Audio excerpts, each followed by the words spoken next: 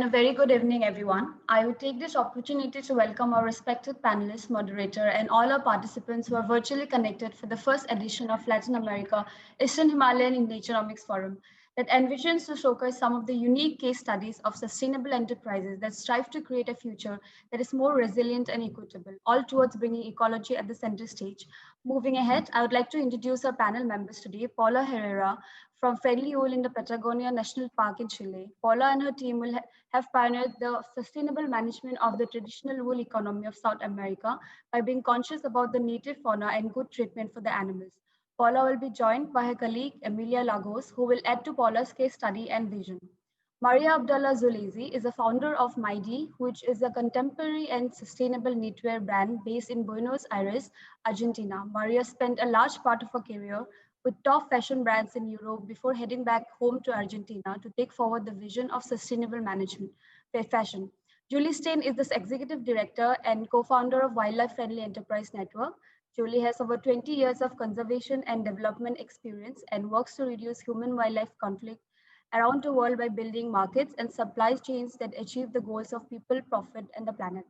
The moderator for today's session will be Saurav Malhotra, designer of Rural Futures from Balipara Foundation.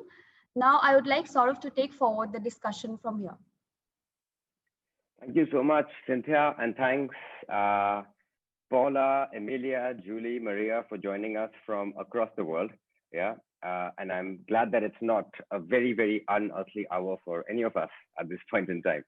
So I think without spending too much time on an introduction, I think Cynthia has given us a brief of, what we will be talking about. And we want to, I think, emphasize on the fact that for a sustainable future or for a future at all on Earth, we need to bring ecology back into economy. And I think amongst the four of you here, we have some fantastic case studies from across the world of really how people have really tried to build sustainability within enterprises, to build sustainable supply chains, and to build a movement around this whole act of sustainability.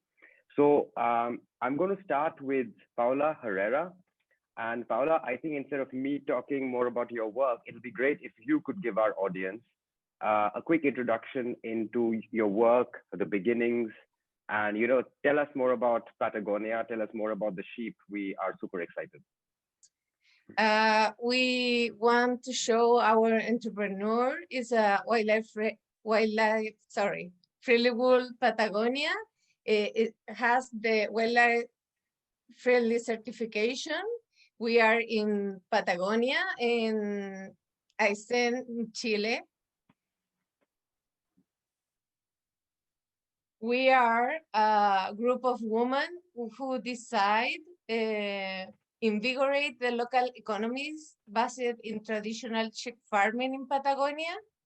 We are closely intertwined with farms among the mountains, rivers, lakes, and glaciers. We promote and support sustainable relationship with environment, native fauna, fair trade, and gender equality. This is our basis.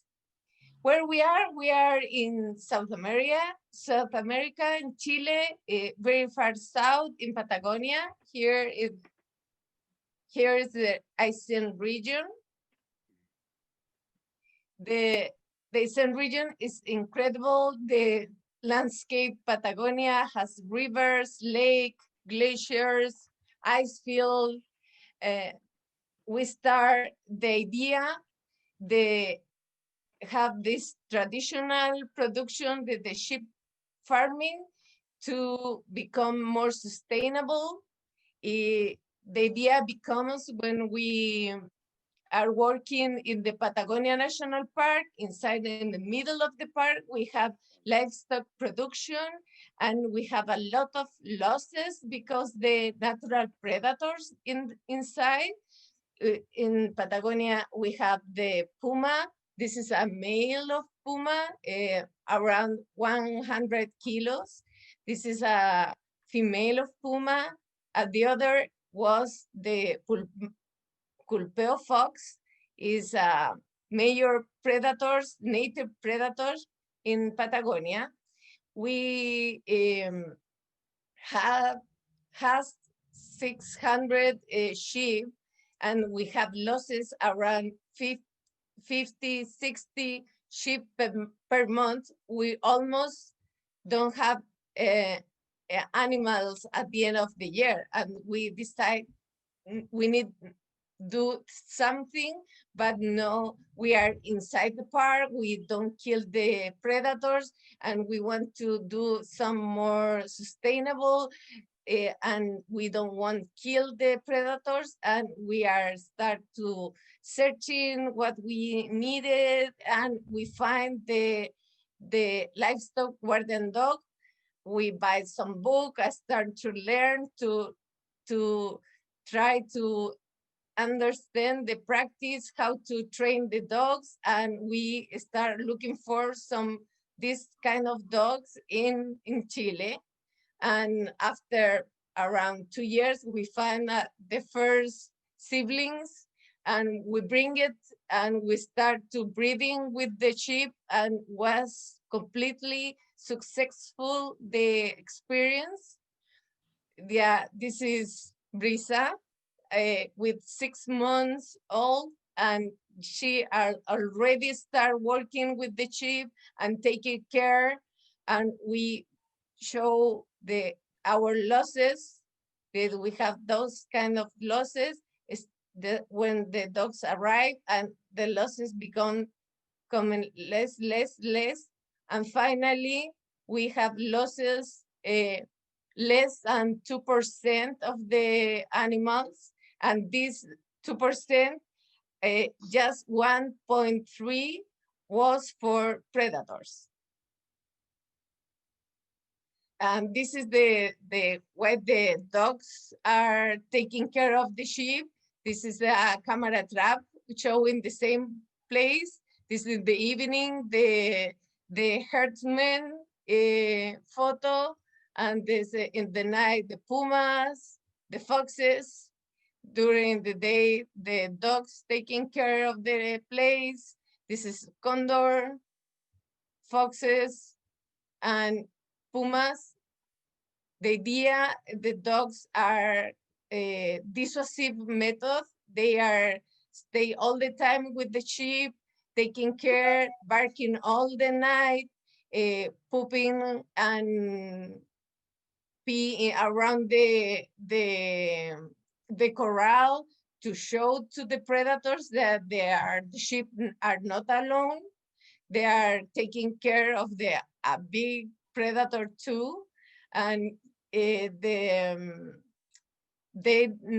are not following or hunting predators. They are just taking care of the sheep in the group and showing the sheep are not alone. And it's because we finally approved the wildlife certification. This is Julie with me and Eduardo in the park receiving the certification. And we have our first big production of the wool with the certification. As because we decide with Emilia, Paulina, and Josefina, we need promote this this method, the sustainable production, and we decide bring or advise another small farms to become in a sustain or produce more sustainable, and we start the friendly wool. Also, the idea is keep or promoting the ancestral traits, like is a herdsman gaucho in Patagonia, also the sharer, the spinning, all our production is almost made by hand. The idea is make a product completely traceable with try to find the correct farms that we can certify and help advise to those farmers to how to do it, do it well, they had the certification. We are in the sharing. We are in the when the wash the wool, when we make the balls. We are in all the process of the production. Our products consider the welfare of the animal, of the sheep, and also the fauna in the area. We promote the employment in extreme geographical areas. The people stay in the farms, stay in the field, and also to try to recover the traditional trades, make a sustainable production, also make all the process traceable. This is our label of our wool. We have our story and also explain our certification, and we have this wreath they can use after in the clothes that they made to show the value of the product. Our principal products are spinning wool.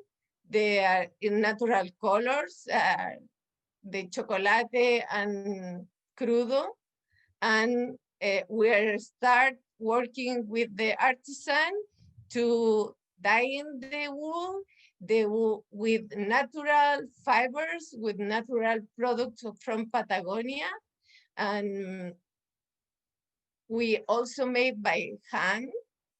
And we have these new colors, different colors from different leaves, flowers, piece of soil, different things from Patagonia. And I start also making the first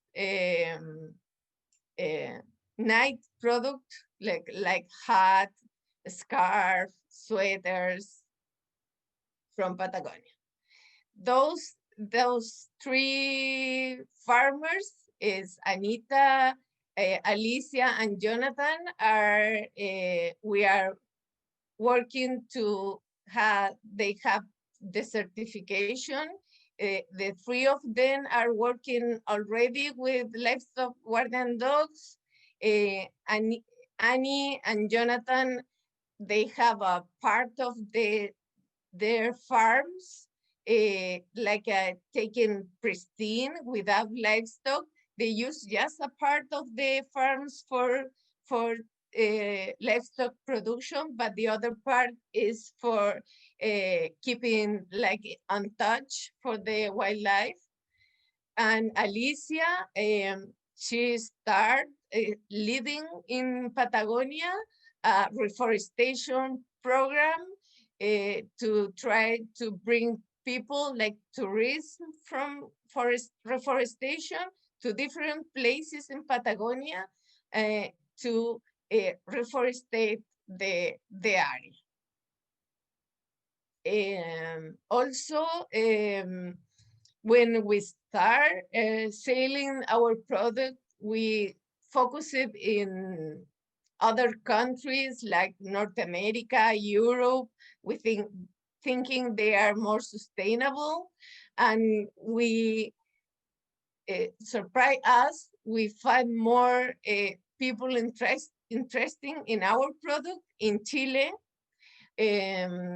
We think was for two things: was the pandemic become, and with the pandemic, the delivery of the products become more expensive and was more hard to to sail to Europe or North America. Also, the store many stores become closed after that.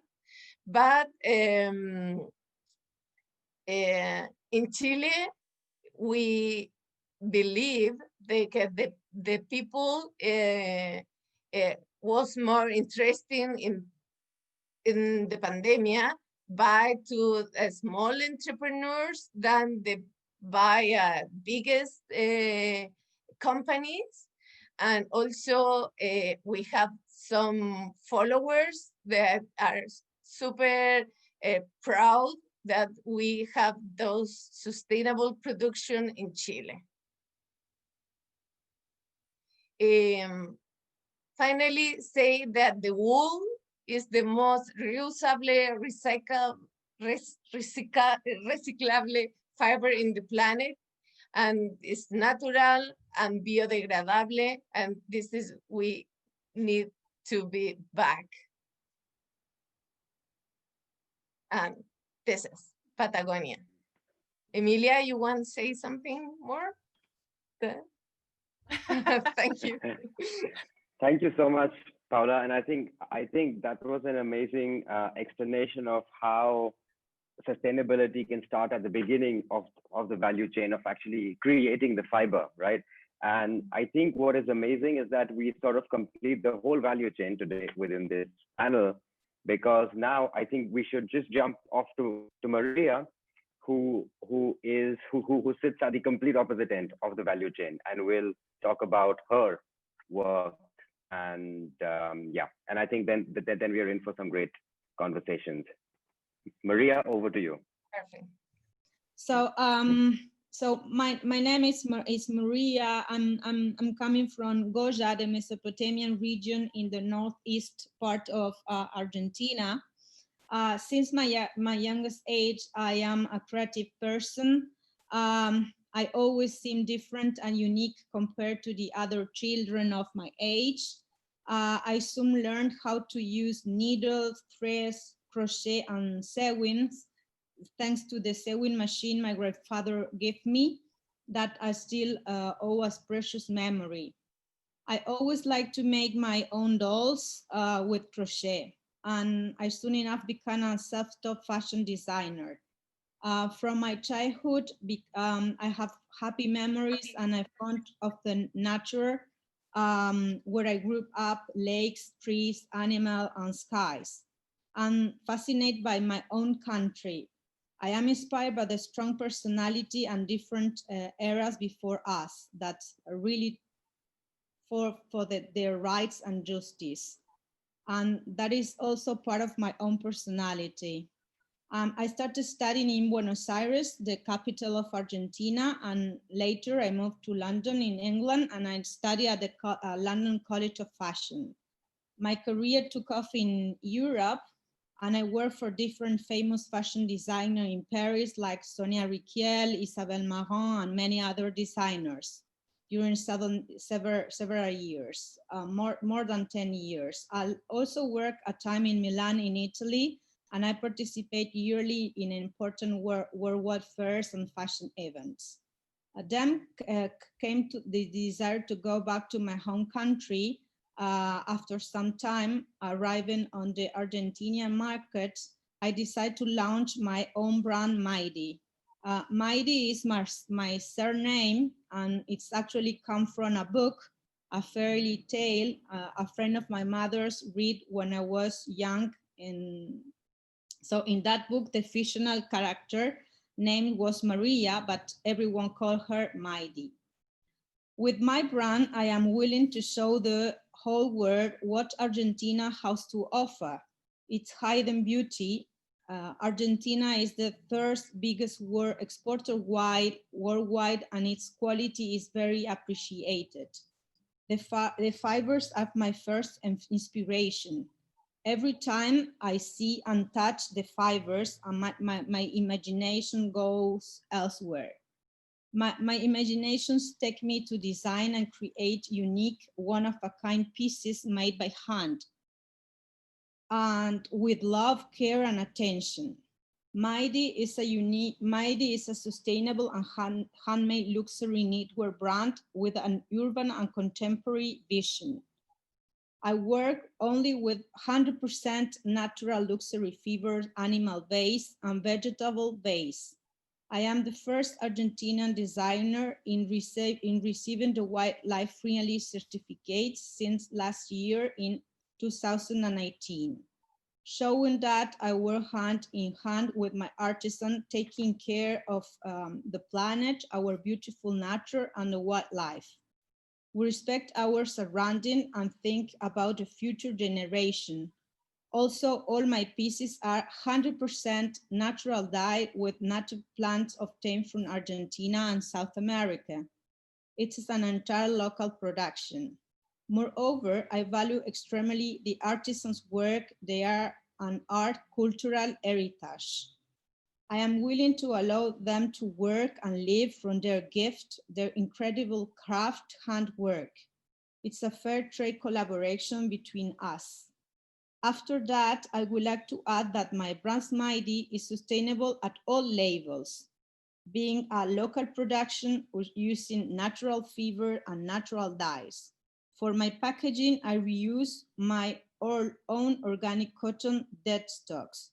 Since recently, I also use 100% sustainable and ecological organic cotton labels with a natural print, doing the less possible harm to our planet preservative. And finally, MAYDI does not work with stock. I have my own atelier in Buenos Aires and produce only on demand, made to order and made to measure. Perfect. Thank you so much, Maria. I think I have many questions that I've jotted down, and I think Julie, you'll agree with me that I think there's been a great illustration of what an ideal value chain looks like for a product, right? So I think maybe on that note, Julie, it'll be great for us to know a bit more about you, your work, and sort of why do you think that this? I mean, why do you think that this is still something that is niche? How do you think we can get the word of the great work being done by Paula and Maria out into the world? I think, and you do a lot of that through your work, and we'd love to hear more about that. Okay, so just for anyone that's not very familiar with who we are, I'm the director and one of the founders of the Wildlife Friendly Enterprise Network. And hearing from both Paula and Maria, you're really hearing from the whole spectrum of stakeholders that we work with to protect wildlife and the environment, and then to bring these stories to consumers. So one of the things I just wanted to mention, I think most people have heard of what a watershed is, which is like it's a unit of the landscape, of ecology, all the different elements that go into a watershed. This is really what you've just heard is a fiber shed. So it's looking at from the farm to Fashion Week and everything in between. This is what happens. And from protecting the land and the wildlife to keeping local cultural heritage alive, and these different processing businesses which need local business, and then bringing the stories to consumers. So it's a yeah, from thread to, we have to come up with another, from farm to fork. This is from fiber and the farm to Fashion Week. So that's one thing. I think in terms of why these ideas are still niche, there's a real movement right now.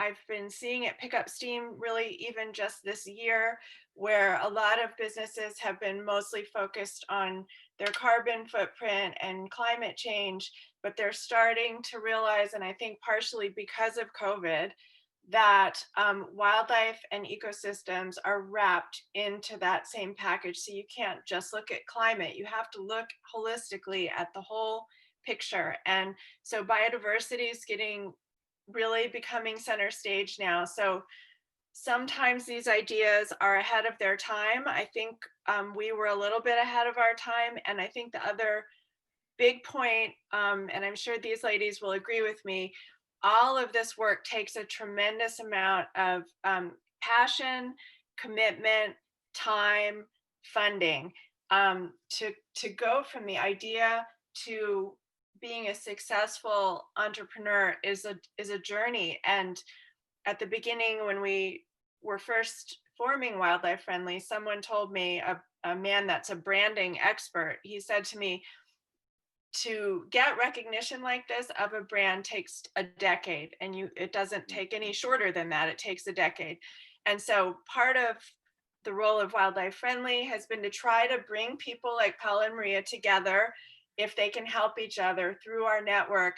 And if we can shorten that 10 years at all by giving people the guidance and expertise and connections they need earlier on in that trajectory, that's what we try to do. But inherently, it does take time. But I think the idea, I think if there are silver linings to COVID, this might be one of them, that people are starting to see. We can't look at one little thing over here and one little thing over there. We're all connected.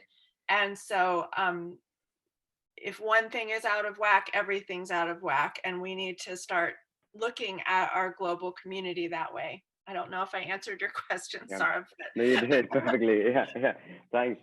No, so in fact, I mean, since we just spoke about the global community and creating awareness across the world, I think I'd like to jump back here to Paula to try and understand how Paula, you've seen the trends of sustainability change around you. I mean, you live in what is quite a remote place. Do you see that over the many years of your work, do you see that the people around you, that the farms around you have been inspired to become more sustainable? And I think also what is very important is that whether you see that young people now want to get into trades of sustainability, and are the youth getting interested in say friendly wool, or in converting their farms into sustainable farms as well? What are your thoughts on that? What have you seen around you?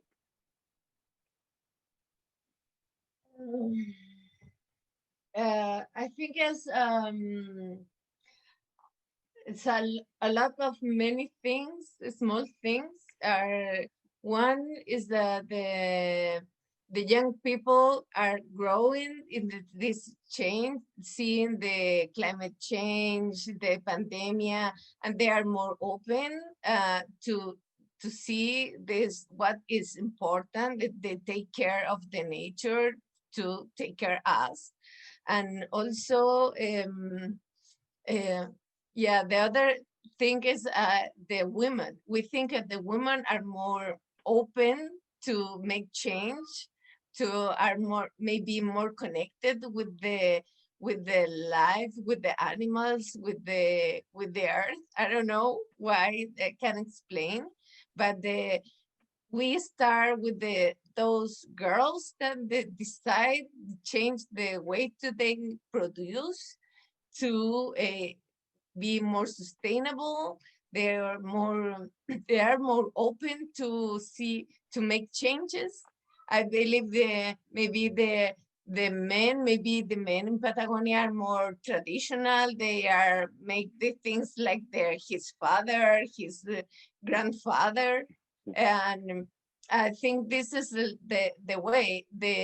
And also the maybe the women are more holistic because they are taking care of the greenhouse in the house, the kids, the chicks, and I don't know, and understand more the things. And this is like my appreciation of this.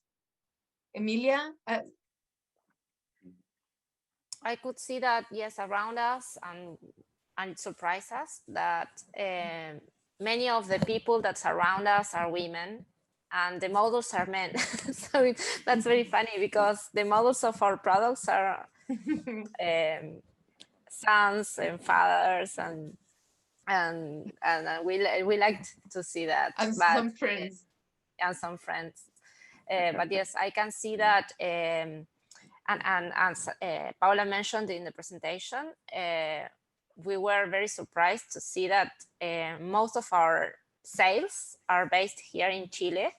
Yeah. And that means that that we are growing in some way. We are learning, and I think one of an important part of our project is to teach and to be an example in some ways of how things can be done in a better way, and we can all work together anyways without hurting our environment, and be more sustainable and be more responsible when we choose the products we use.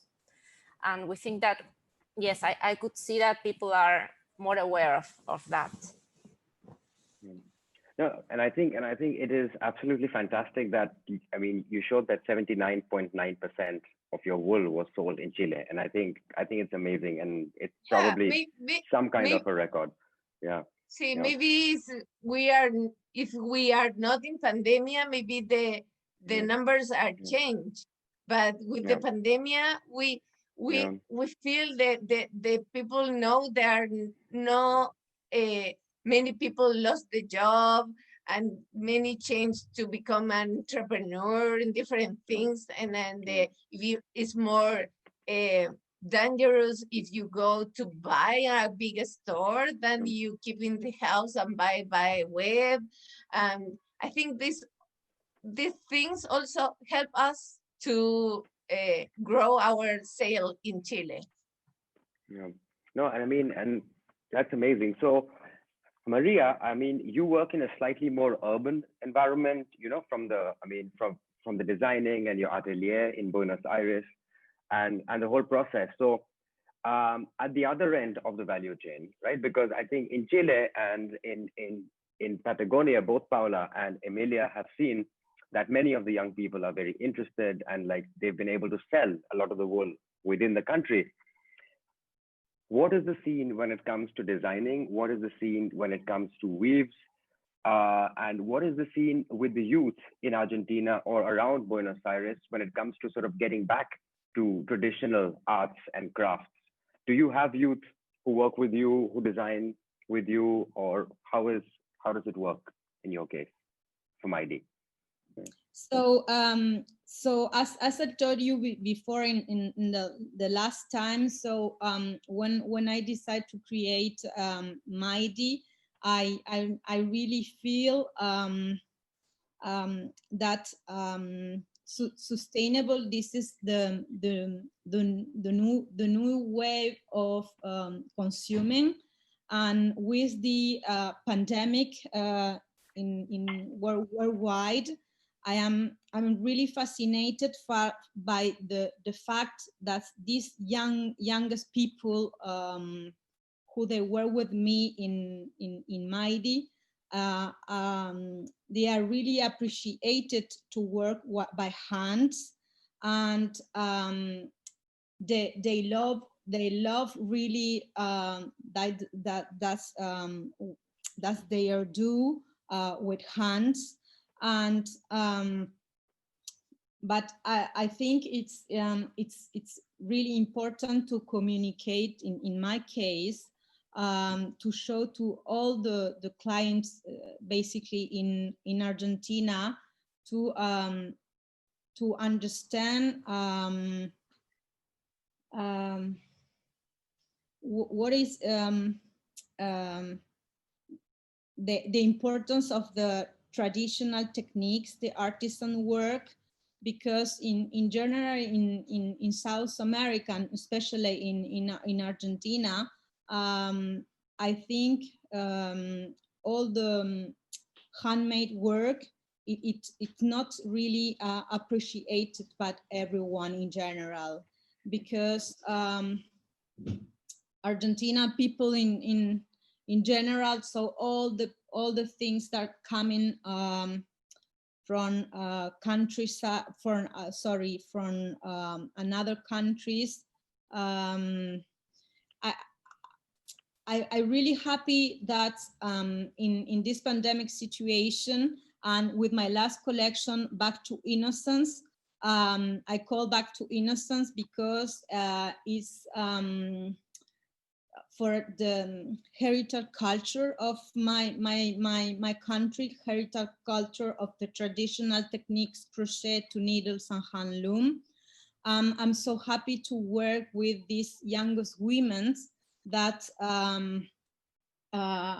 we are a really good team, and I feel that I am ambassador to show to the world their work, and at the same time I put all the attention in every details when I'm designing. For example, for this spring summer collection, even the hanging tag, I using in the hanging tag and not naturals. So is a cotton is a hanging tag in cotton, and with natural dyeing. So the name of MAYDI handmade is natural dyeing as well. So for every collection, I try to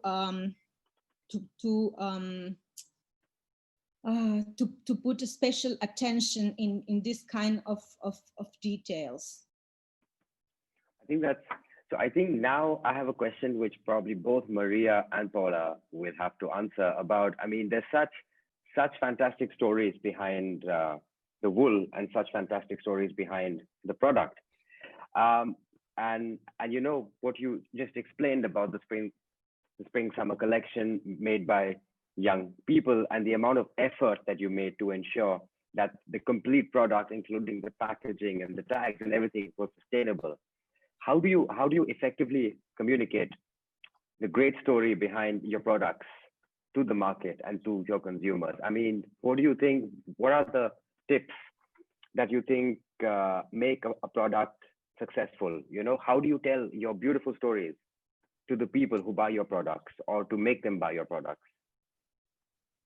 Maria, and then we go to Paula. Yeah.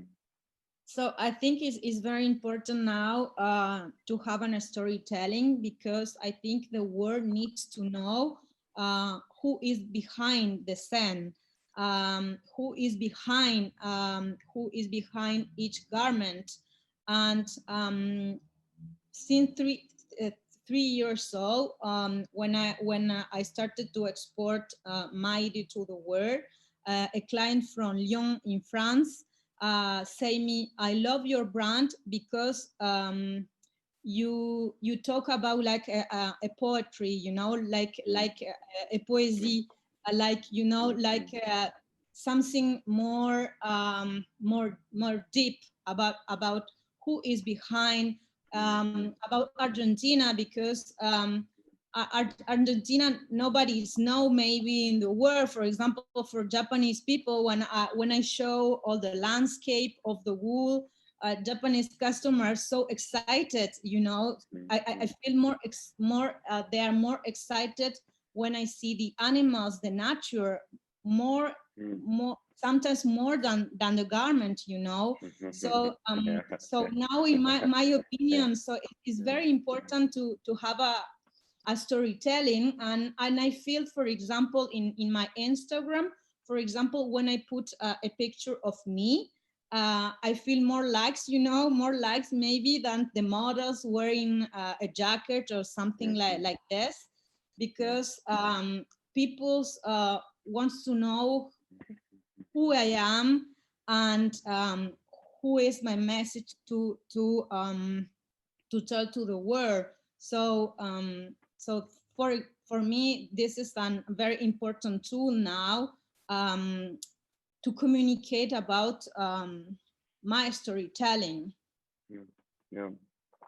No, I think that is perfect, and I think very, very useful tips for young budding designers in sustainability. You know, because I mean, there are many sustainable brands in India, you know, but they never really get off Instagram, you know, and the number of people who know about them is not much. So just that, it's just been very difficult in not only in India, but in this larger region where I'm talking from, with Bhutan and Nepal and all these countries, is that there's a lot happening. There's a lot of great things happening, but I don't think that we have been able to do justice to communicate about the great sustainability activities. So I think now, Paula, for you, I mean, I have seen some of your great photographs today through the presentation, and I would have just bought the wool because of those photographs, but now I know the story, right? I mean, I know the story behind the wool. So what do you think is your storytelling selling point? You know, why do you think 79.1% of your wool is being bought by the people in Chile? And what kind of stories have you told them? Maybe now it's more easy with the redes sociales, with the social net. ¿Cómo se dice? No lo sé. This is you are more open to the other people see that you are doing. I think it's very good to pray all the time, talking to the farmers, to the government, to the different people, to try to make more conscious about the way that we need to do all the production around the world. This is the idea, and that we also try to make teach or make learn to the people in the farms new things, like teach how you dye the wool with this leaf and everything. This is the process, and also you have problem with the predator. You have another way than the kill, and it's like all the time teaching and showing different things. And yeah, you have now the website, the Facebook, the Instagram. This is the opportunity to try to show more widely. Yes, and I think also telling the story of us, but not of us, the Paula and Paulina, Josefina and me, but of us, the people who live in South Patagonia, and making all the people that follow us be part of our project, like showing videos. Oh, there is a newborn, our sheep Rosita, or our sheep Chaura has new babies. So look at them, they are starting to walk. And we are sharing Chaura, well, how she looks, and show the sharing, show the way we make the wool balls. Also tell the story all the time, who we are, what we do. How we are helping the environment with our project. And the Instagram, I think, is the tool that is helping the most in this time. Great, thanks so much. I think now, Julie, I'm going to call upon you. I think based on your very vast and very unique expertise through the Wildlife Friendly Enterprise Network, and through your interest and your passion that sort of drives the whole agenda. I mean, what do you think can be done to sort of increase the scalability of great models such as Paula's and Maria's, and not only scalability within the country, but scalability customized, of course, but across the globe? You know, I mean, how do you envision such sustainable enterprises growing in the future? What do you foresee as the major trends? But then what I see, I mean, for sustainable enterprises to grow, we must be able to change consumer mindsets as well. So how do you think conscious consumerism is going to rise? How do we think we can make it rise faster? And how do you think we can sort of bring great models such as these to areas across the world? Yeah, well, I think the focus on, I mean, what brought me to this work, and I don't share this story very often, but I think it's relevant here. Before I was part of Wildlife Friendly, I actually had a retail store, and one of the things I learned when I was selling pieces, and they were all sort of unique art type pieces, was that the people really wanted to know the story. Like Maria and Paula were just saying, they wanted to know who made this, where do they live, why do they live there, what do they, when they get up in the morning, what are they thinking about? And that was just as important in buying that object as the object itself. And so that was a big lesson for me. And part of really what went into the thinking behind Wildlife Friendly at the very beginning is that I realized there were a couple examples I knew of back in the early 2000s where the stories were just amazing. And most of these conservation enterprises back then, it was a new field, it was a new idea. And so they weren't necessarily getting into global markets yet because they were all founded by biologists, basically by field biologists who knew nothing about developing products and getting them to market and import, export and all that. But there were a few early successes that sort of paved the way.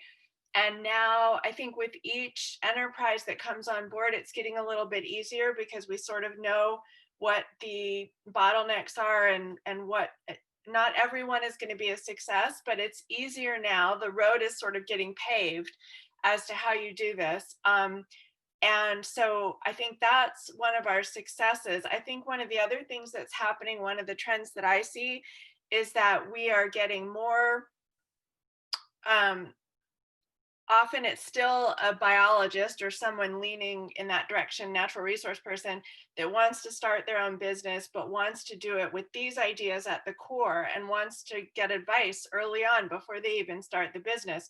So that's a new trend as well. And I think, as you know, has been mentioned during this panel already, with COVID, people are rethinking their livelihoods, rethinking their lifestyles. And so lots of new businesses are being born that can be, you know, businesses that can be successful during COVID. And we have to incorporate all of these principles into a business that comes out of COVID. To me, it's got to become a mainstream idea. But I think it's getting there. I think if the pandemic doesn't push us over the tipping point for this, nothing will, basically. We've never seen anything like this in our lifetime, and hopefully we'll never will again. But we have to retrain our brains that now these are not like luxury things we aspire to. These are things that have to be built into businesses at the ground level. And I hope that's what's going to happen. One of the things that's encouraging, even before COVID, is that the people that do research on consumer market trends say that over a third of global consumers are what we call these aspirational consumers that are really looking for the stories behind the products. And that if they're given a choice between product A and product B, they're going to choose, if everything else is the same, they're going to choose the more sustainable product. So with 1/3 of global consumers being aspirational consumers, we have this huge opportunity really to change the world. And so sometimes there aren't enough products available for them to buy. Sometimes we've been struggling, where are those consumers? But I think we're starting to, you know, both of those things are sort of starting to even up now. And I heard, as everyone knows, embarrassingly so, that we had an election 2 weeks ago.